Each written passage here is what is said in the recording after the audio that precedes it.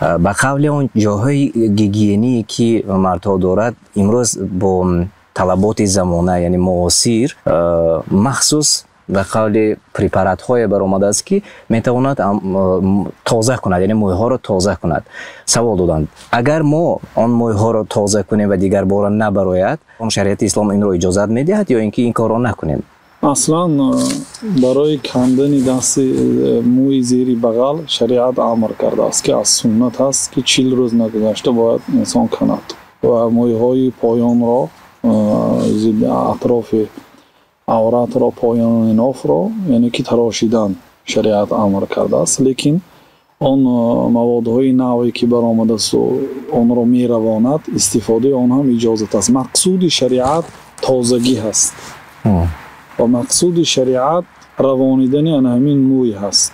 یعنی اگر از نگاه طب به سلامتی انسان استفاده بردن این چیزها اگر ضرر نداشته باشد باکی ندارد.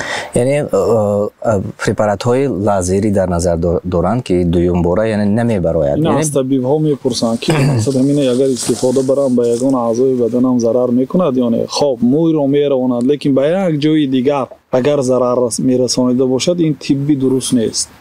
مقصود طب این نیست که یک جای شما رو که میخواهید درست کنید فقط همون جای رو درست کند شد، لیکن اگر به دیگر اعضای شما همین نمودی طبابت ضرر میکرده باشد علم طب همین رو منع میکنه. بنابراین این چیز در کتاب های فتاوا هست.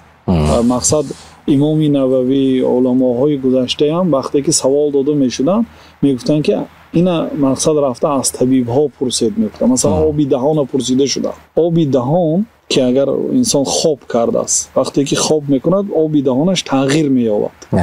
به لباسش یعنی که میرسد همین لباس نجاست شد یا نه. وقتی که پرسیده شدن گفتن که اگر این آب از معده می آمده باشد گفتن نجاست میکند، اگر از دهان می آمده باشد نجاست نمیکند. اینا از طبیبا بپرس گفتن که همین آب از کجا جدا میشد.